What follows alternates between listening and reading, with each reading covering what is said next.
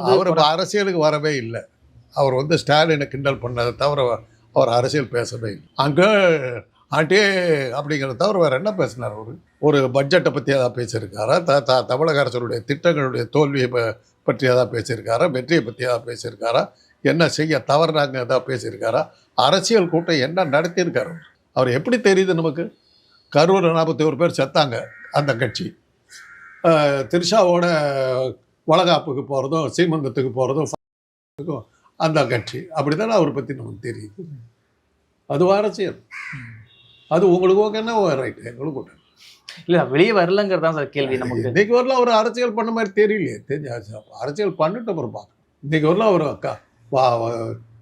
அரசியல் உள்ளார இறங்கவே இல்லை. அவ்வளோதான். அவன் இது வேட்புமனு தாக்கல் பண்ணுறதுக்கு அவர் இது கொடுத்தார், விண்ணப்பம் கொடுத்தார். தேர்தலில் போட்டியிடுற 1,00,000 காப்பி போச்சுருந்தாங்க. 5,000க்கும் குறைவான பேர் தான் வந்து தேர்தலில் போட்டிடுறேன்னு கொடுத்துருக்காங்க. அவ்வளோதான் அவருடைய செல்வாக்கு.